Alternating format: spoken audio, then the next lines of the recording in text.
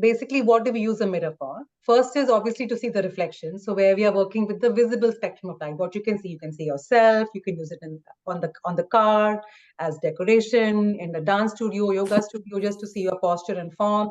So that is all where the mirror is being used to see or use the visible spectrum. But the mirror is such a surface that it also reflects energies beyond the visible spectrum. It doesn't reflect the whole spectrum, but it depends on the kind of mirror it is. It depends on what energies it does reflect. So in those cases, mirrors are actually used in hallways. So if you have a hallway that is narrow, and if you put a mirror there, it will seem bigger and wider. Or in apartments that are small, you have a whole wall as a mirror, and the apartment seems like much bigger. So in those cases, the mirror is used to make the space feel expanded.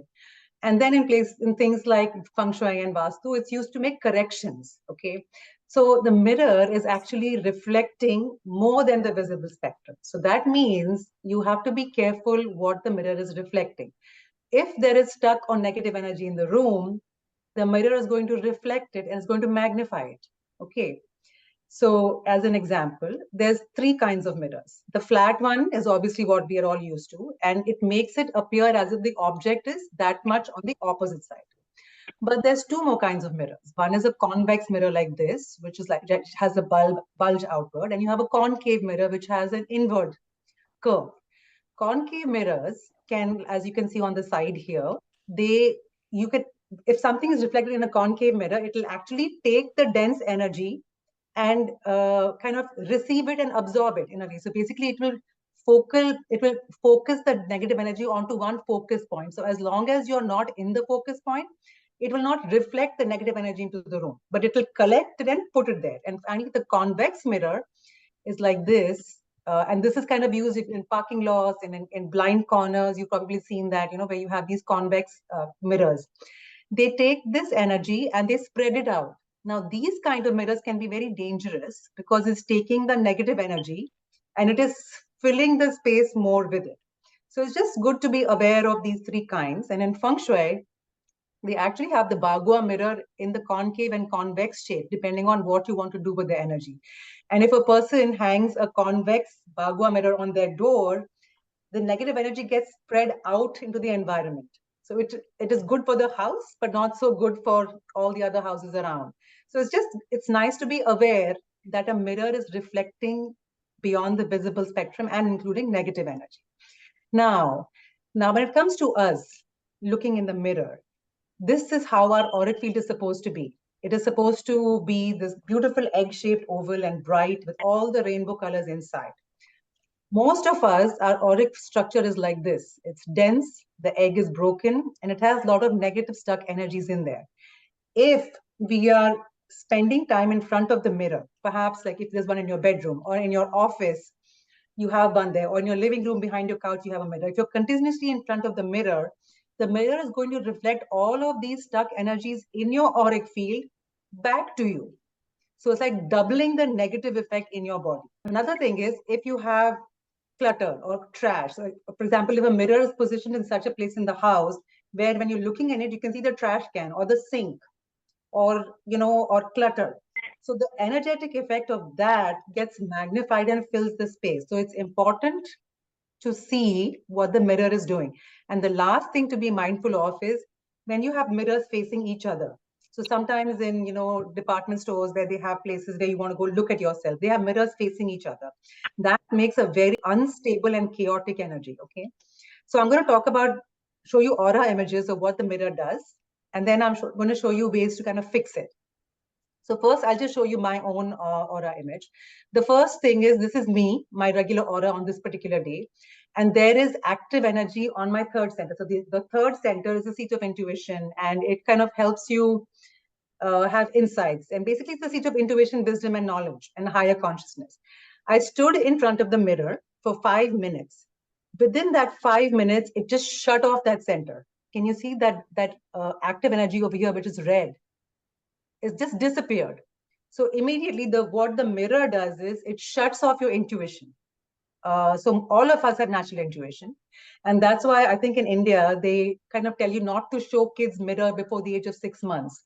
A lot of things happen when you look in the mirror. And one of them is your intuitive, creative, and connection side. Intuition just goes off. Now let's look at what happens to the rest of my field. So this is me. The first column is me without the mirror, my back side, my right side, and my left side. And the second set of images over here is, again, this is with me after standing in front of the mirror for only 5 minutes. I timed myself. The first thing that happened is my auric field originally was pink and yellow and gold and orange and green, which is my typical ones. So the pink is innocence, yellow is very bright intellectual mind, gold is independence and connection to the divine, orange is social. 5 minutes in front of the mirror, the pink just disappears. The auric field just shrunk, especially on the right side. And if you see from the right side, on the right side of my body, there was beautiful gold energy. That gold just disappeared. The left side of the body, not much change happened. Now, depending on the person, the shrinkage of the aura that happens in front of the mirror might be different. For me, it affected my left side. The right side of a person's body basically is their ability to take action in this world. And it's how you project yourself and how people see you. And so all of that for me just shrunk. So it kind of reduced my self-confidence and my ability to take action in the world. Just 5 minutes in front of the mirror, it has such a drastic effect. They said, okay, what happens to plants? So I tried the same thing. So this is what the room looks like. And it has beautiful blue and green and pink. And then I placed a plant in front of in the room. And the plant's aura is nice. It's orange and green and purple. This is a very healthy plant. I placed a mirror in front of the plant, and exactly for 5 minutes, I left it there. Nothing happened. So the plant is able to take whatever the mirror is reflecting and not be basically absorb it and not be affected. And in fact, the mirror actually reflects the plant's positive energy into the room. So there itself is a really nice thing. If you have a mirror, and plants, it's really helpful to have a plant in front of a mirror because it will reflect the energy of the plant into the room. Some positive ways to place mirrors in the house. Definitely hallways, because you're not spending time there. The hallway is very narrow. Placing a mirror there gives the feeling of expansion, so it feels bigger. The second place to place a mirror is near the entrance door, because when you open the door, the energy comes into the house and it'll hit the mirror and it'll magnify and go into the house. These are a few positive placements for the mirrors. And again, if we ask the question, how can I make it better? You can use the same things we spoke about yesterday. You can use plants and flowers and the beeswax candles. If you place it in front of a mirror, it will work like a magnifier and take those positive energies and put it into the room. Now, the next question is, where is it wrong to place a mirror and what harm can it do? So the first thing is, you don't want to be sitting in front of a mirror, either in the gym or in a dance studio or in a yoga studio, or if you have a front door and you open it and the first thing you see is a mirror, that will reflect all the energy, good energy coming into the house right back out. So you definitely don't want a mirror straight from the front door as soon as you come in. Second, you don't want a whole wall full of mirrors. Like if you have an apartment, like a lot of kids nowadays, they moved out and they're living in apartments. Either they have a closet, which is a full mirror, or they'll have a whole wall, which is a full mirror. You just saw in 5 minutes, it shrunk my aura pretty drastically. The other thing that is really harmful is when you have mirrors facing each other. And finally, in the bedroom. So here are 3 scenarios in the bedroom. One, where you have, in the first one, the mirror is placed on the wall, but it's not reflecting the bed, but it's in the room. Second, the mirror is reflecting the bed and it's a movable mirror. And third is a permanent cabinet and it has a mirror on it. Now, in this case, the mirror is not reflecting the bed. It's okay. It's not a big deal. But if it is reflecting the bed, what happens is when we sleep, our auric field tries to fix itself and we release these negative stuck energy in our auric field when we sleep. So it gets reflected from the mirror, gets magnified and pushed back into our own body. So you most certainly do not want a mirror to reflect you while you're sleeping on the bed. That's the first thing. Second, it magnifies your stress. And third, it actually causes relationship stress between the two people using the bed. A lot of people have that dresser in the bedroom and it's reflecting the bed. That is something you really do not want. Now, these two are fine. This is reflecting the bed, you understand. But what about this one?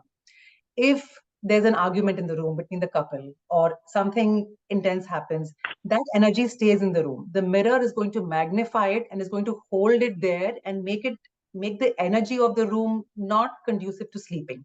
So ideally, you don't want a mirror in the room. But what if you can't do anything about it? So the easiest thing is you can leave the mirror there in the day, but at night time, just cover it with a sheet. So basically, you don't want the reflective action to happen in the night when you're in that room. Or you could just move it, or you could just flip it around. Now, what if the mirror is like this? It's a permanent fixture. Uh, One easy way is to have a screen and to cover the mirror so that the bed part is not getting the reflection. So these are some easy ways to kind of fix the mirror in a room. Now, what about TVs? Like in this case, there's a TV on the wall. A lot of people will have that. And over here, there's a mirror and a TV. The TV does the exact same effect as the mirror. Plus, today, if you have a smart TV, and even if the TV is off, if it is plugged in, it will do these invisible Wi-Fi radiations at night. So one thing is, if you have a TV in the room, after you turn it off, all the plugs that the TV has connected to it, you need to pull the plug out. If you pull the plug out, it won't do the radiations at night. So that is the safest. Second, you could just put a sheet on it at night so the reflective action is not happening in the night because it has the exact same effect. Like it will not allow your auric body to release, and it'll take your body longer to recover and heal and come back to balance. So these are some easy fixes. Now, but what about things like this? So in our home, in the master bathroom, we have his and her sinks, and they are opposite. And they each have mirrors, and part of the mirrors are reflecting each other, creating that very, very unstable energy of two mirrors facing each other. A simple thing is, what we did was we just got these simple swivel curtain things that you can put on top, and we just put the curtain there. So it doesn't look bad, but also the reflection is not happening. So the main thing you want to do is to prevent the reflection. You don't have to change the mirror. You don't have to take it out of the room, but you want to be mindful that there's no reflection happening between two mirrors facing each other. Easy to fix. But what if you have an apartment where the whole wall is a mirror like this? I've seen people where they have autistic kids, or basically kids on the spectrum.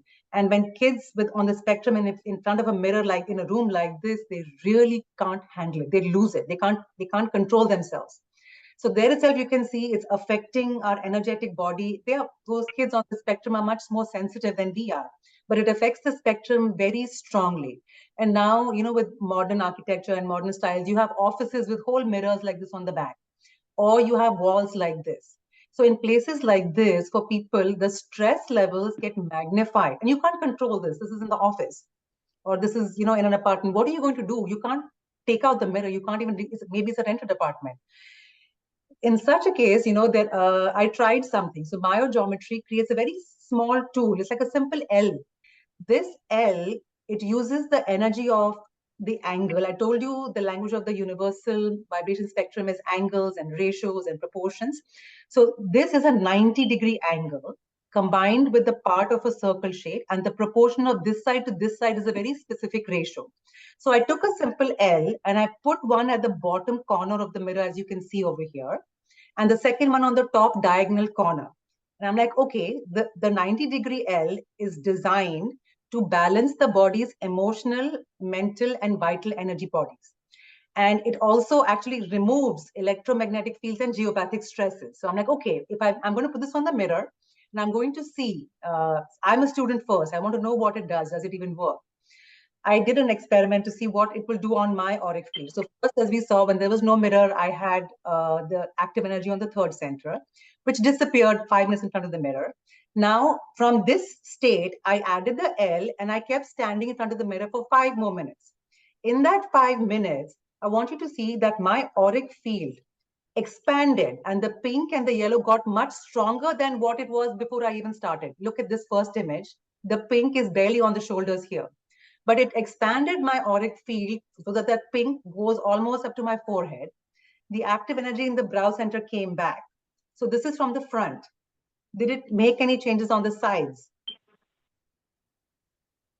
Here, again, the first column is no mirror. The middle is when it's just a regular mirror. And finally, where I've just put this little tiny sticker, it's a plastic sticker really, but the power is in the shape, and you just need to know where to put it. It needs to be just on the mirror surface. And I put that, and I want you to see. So in the first case, if you see my back, so this was me before. This was with just the plain mirror where the entire pink from the right side shrunk. And here it came right back. So it brought my aura back to the absolute normal from the back side. Let's look at the right side. So the right side, to begin with, my aura was gold, and it had shrunk. The entire gold disappeared, but it has started to come back. It didn't come back fully, but it has started to come back. What it did on the left side is incredible. So on the left side, my auric field had not shifted with the mirror. But once I added that biogeometry L to the mirror, it expanded my left side very strongly. So you can see here. So this blue, which was here, is now above my head. So green, orange, green, and gold from my left side again, colors have expanded. So what it did was, it does exactly what it says. So basically it balanced my mental, my emotional, and my subtle bodies. And the left side is the person's intuition and creative side. So just by putting a little energetic effect in the mirror, it actually expanded my intuition and my creativity and all of my feminine aspects of imagination. As a student, I'm just sharing that mirrors have this negative effect on us. We just need to be mindful of where the mirrors are and what they're reflecting on us. If there's a situation where you can't move the mirror, then it's really easy to know that there is a solution. And so basically, biogeometry tools are all designed on just the shape, and they alter the energetic fields in a very positive way. And they are all emitting that gold frequency from the center. So it's a universal donor. It's not doing any particular color. All of these ratios here are designed to emit the gold frequency from the center. So I was like, okay, for my field, it did this. Does it do anything with the plant? Because when I placed the mirror in front of the plant, the mirror had not shifted the plant's aura. What happens if I place the plant in front of this mirror, which has a little L sticker on it? So this was the room with no mirror. And then this was the room. This was the plant with no mirror. This was the plant with just the plain mirror.